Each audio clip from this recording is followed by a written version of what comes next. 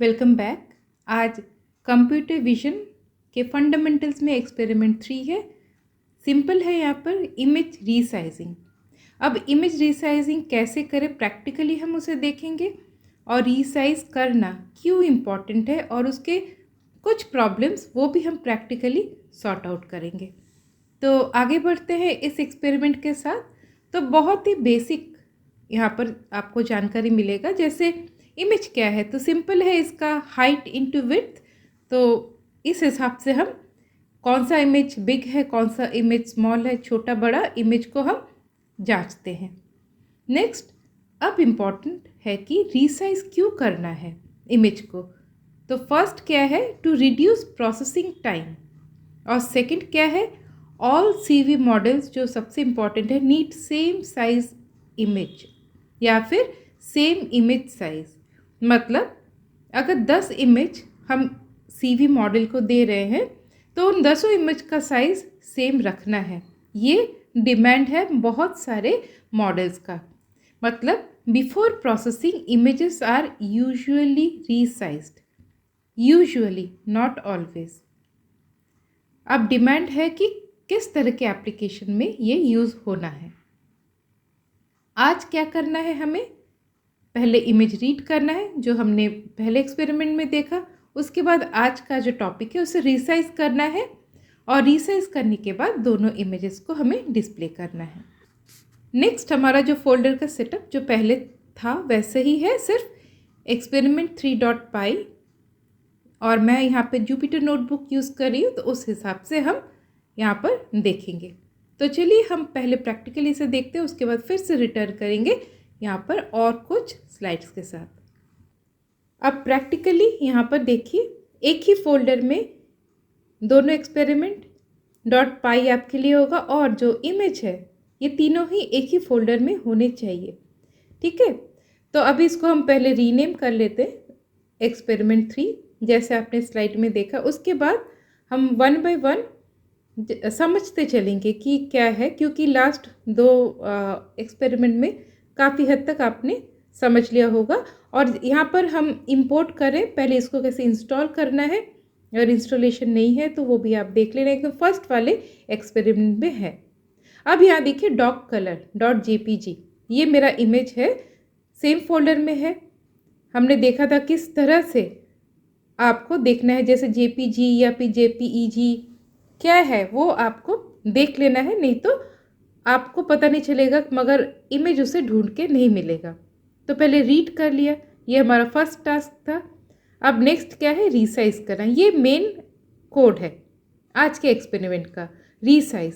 अब IMG जिसमें image है ये वेरिएबल है, और हम इसे 300 बाई 300 मतलब एक स्क्वायर इमेज में रीसाइज कर रहे हैं। कोडिंग बड़ा ही सिंपल है, सिर्फ सही से समझ के कहाँ क्या पुट करना है और कौन सा नहीं होने से क्या एरर आता है ये आपको देख लेना है। अब देखिए IMG ये वेरिएबल में क्या है, वो जो कलर्ड इमेज है, और रीसाइज्ड इमेज कहाँ है, ये रीसाइज्ड इसमें है। अब इन दोनों इमेज को शो करना है। हमने लास्ट एक्सपेरिमेंट में देखा था कि और 2 लाइन ऑफ कोड है जो हमें चाहिए, वो ये दोनों है। तो ये नहीं होंगे तो क्या एरर या फिर क्या डिफ़िकल्टी होता है, तो इन दोनों लाइन को कोड को इंक्लूड करना है फॉर शो, मतलब इमेज शो के लिए। ठीक है, तो मैंने यहाँ पर इसको रन करवाया, आपको देखना टास्क बार में दिखेगा कि वो इमेज आ गया है, तो आप वहाँ से क्लिक करके स्क्रीन पर देख सकते हैं। राइट, यहाँ पर देखिए ये दिखा रहा है कि अभी भी रन कर रहा है, और ये आ गए हमारे दोनों इमेजेस। यहाँ पर देखिए प्रॉपरली ये रिसाइज्ड कर चुका है।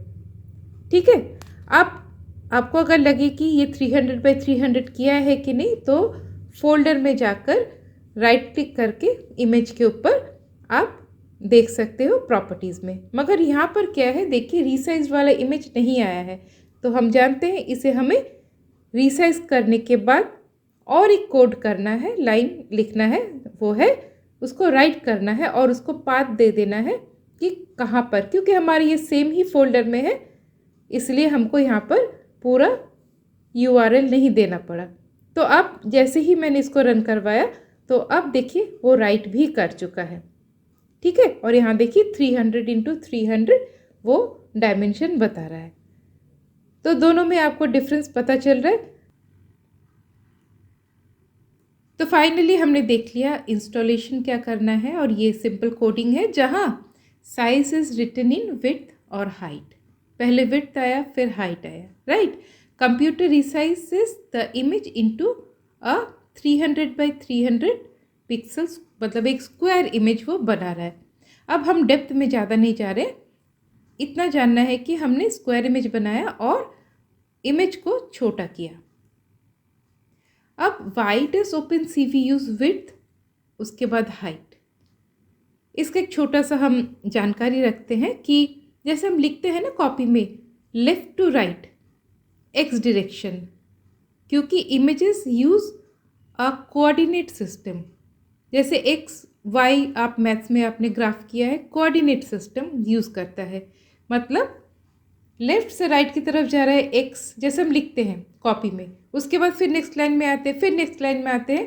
तो जैसे नीचे की तरफ आ रहे हैं तो वो वाई एक्सिस हुआ, और लेफ्ट टू राइट जा रहे हैं वो एक्स एक्सिस हुआ, ठीक है। अब why is resizing important in computer vision, तो आपके लिए यहाँ कुछ पॉइंट्स जॉट डाउन है। जैसे makes all images same size, इसलिए ये तो हमने देख ही लिया।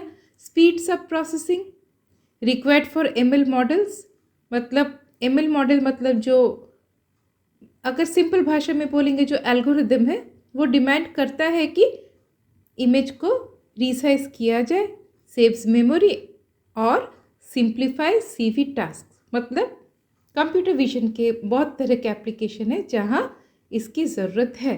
तो यहाँ कुछ एग्जांपल्स दिए हुए हैं, एकदम नीचे की तरफ देखना।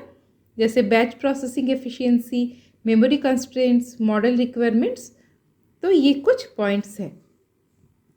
अब what happens if images are not resized, अगर रिसाइज नहीं करेंगे तो काफ़ी सारे टाइप के प्रॉब्लम हो सकते हैं। तो मैंने यहाँ पे आपके लिए 3 पॉइंट्स रखे हैं। Shape mismatch, comparison failure, processing issue. ये एक लॉजिकल लेवल है प्रोसेसिंग इशू। तो इन तीनों प्रॉब्लम्स को हम एक बार प्रैक्टिकली देखते हैं तो आपको और थोड़ा सा बेटर समझ में आएगा।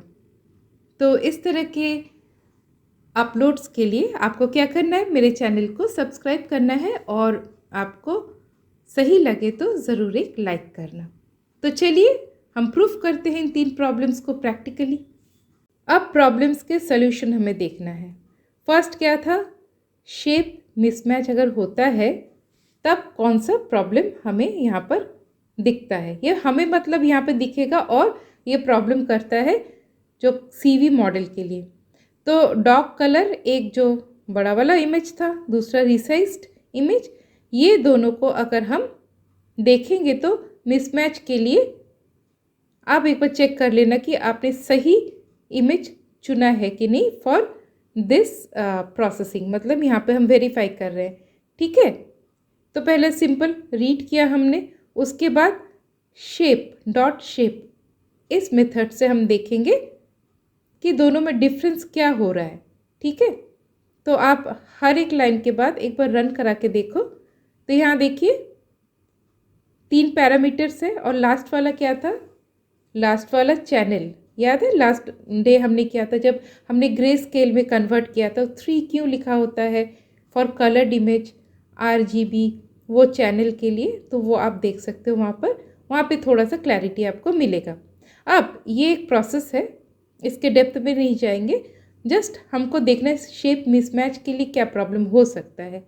तो जब इमेज 1 प्लस इमेज 2 दो अलग इमेजेस है, हमने जब ये ऑपरेशन किया तो आपको कुछ इस तरह का वैल्यू एरर मिल रहा है, राइट। तो ये आपने चेक कर लिया। अब हमें क्या करना, आप यहाँ पर डिफरेंट वे से देख सकते हो कि आप अपनी तरफ से इमेजेस पुट कर सकते हो। तो मेरे को लगा कि मैं यहाँ पर सेम इमेज को रखूँ और दोनों में ये वाला प्रोसेसिंग करवाऊँ, तो हमको क्या यही वैल्यू एरर मिलेगा। तो देखिए कोई वैल्यू एरर नहीं मिल रहा है। मतलब अगर शेप मिसमैच होता है तो ये प्रॉब्लम क्रिएट करता है CV मॉडल्स के लिए, राइट। जब भी 2 डाल रही हूँ देखिए प्रॉब्लम दे रहा है, और नहीं तो 1 दे रही हूँ तो ये सेम आ रहा है। अब कंपैरिजन फेलियर, ये और एक हमने हमारे 3 पॉइंट्स में ये सेकंड पॉइंट है। जब कंपेयर करना होता है, अब किस तरह के एग्जाम्पल्स में या फिर एप्लीकेशन में कंपेयरिंग की ज़रूरत होती है वो आपको मालूम है, तो वैसे एप्लीकेशन में ये प्रॉब्लम करेगा। तो इमेजेस जो थे कलर्ड, उसको पहले हमने ग्रे स्केल में कन्वर्ट कर लिया, राइट। अब हम इसमें ऑपरेशंस देखेंगे, जैसे दोनों को इक्वलिटी साइन से देख रहे हैं कि कंपेयर कर पा रहा है कि नहीं। तो डिफरेंस इस वाले वेरिएबल में जो भी इसका रिजल्ट है वो आ गया, रिजल्ट क्या है वो भी हम देखेंगे। तो यहाँ पे देखिए फिर से उसने वैल्यू एरर दिया, राइट। तो ये जस्ट हम प्रूफ कर रहे हैं, यहाँ हम डेप्थ में नहीं जा रहे क्योंकि हमारे ये बहुत बेसिक फंडामेंटल क्लैरिटी के लिए। अब देखिए जैसे ही मैंने दोनों ही इमेजेस को सेम रखा तो कंपैरिजन उसने किया, कुछ तो रिजल्ट आया। अब ये रिजल्ट क्या है, कहाँ वर्क करता है, वो दूसरी बात है। तो ये एक हमने प्रूफ किया। और थर्ड क्या है, हमको थर्ड वाला पॉइंट जहाँ पर हमें एक कैनी, इससे हमको यहाँ पर देखना है। तो सिंपल फिर से रीड करो, ये पहले वाला इमेज है जो बड़ा वाला इमेज है। इमेज 2 में हमने क्या किया, रिसाइज करके रखा। इमेज 1 को 300 और 300, वो दूसरे इमेज को भी यूज़ कर सकते थे, मगर ये टोटल प्रोग्राम है इसीलिए। आप यहाँ पर देखिए ये कैनी क्या है, ये थोड़ी देर में PPT में देखेंगे। तो इससे हम थर्ड वाला जो प्रॉब्लम है उसे देख रहे हैं, राइट। तो जब कैनी को यूज़ करते हैं और ये प्रोग्राम को हम करते हैं तो देखिए यहाँ पर रन करवाने के बाद किसी किसी एप्लीकेशन में एज डिटेक्शन की बात आती है, राइट। तो हमने ये लॉजिकल एक इशू होता है, रन तो कर जाएगा प्रोग्राम, मगर जब बड़ा एक इमेज है, छोटा इमेज है और रिसाइज प्रॉपरली नहीं है तो एजेस, इसमें कुछ उसे लॉजिकल इश्यूज फेस करने होते हैं, ठीक है। तो आप भी इसको एक बार रन करवा के और भी डिफरेंट वे से आप टेस्ट कर सकते हो इस कोडिंग के ऊपर। और बाकी आप सर्च कर सकते हो जो ये प्रॉब्लम अगर हुआ, ये थोड़ा एडवांस्ड आप नॉलेज गेन कर सकते हो तो इससे क्या प्रॉब्लम हो सकता है अगर आपको CV में कंप्यूटर विजन में ये अगर एप्लीकेशन, कोई एप्लीकेशन में ये वाला प्रॉब्लम आया तो। ओके, अब आपने एक टर्म देखा कैनी, तो ये क्या है, edges are detected using Canny algorithm. तो कैनी क्या है, ये एक एल्गोरिदम है। लार्ज इमेज मतलब आपने देखा too many edges, small image मतलब मिसिंग एजेस, और different image sizes, inconsistent output. तो processing issues are silent problem, code runs but logic suffers. Code run कर जाएगा मगर लॉजिकली कुछ इश्यूज आ ही जाते हैं जिससे हमको जो आउटपुट चाहिए उस मॉडल से वो हमें सही तरह का आउटपुट नहीं मिलेगा। तो ये आज एक हमने बेसिक एक्सपेरिमेंट किया क्योंकि प्रॉपर CV जो आपका टॉपिक है उसको समझने के लिए एक छोटे छोटे कुछ एक्सपेरिमेंट से आपका फंडामेंटल जो बेस है वो बहुत हद तक आई होप क्लियर हो जाएगा।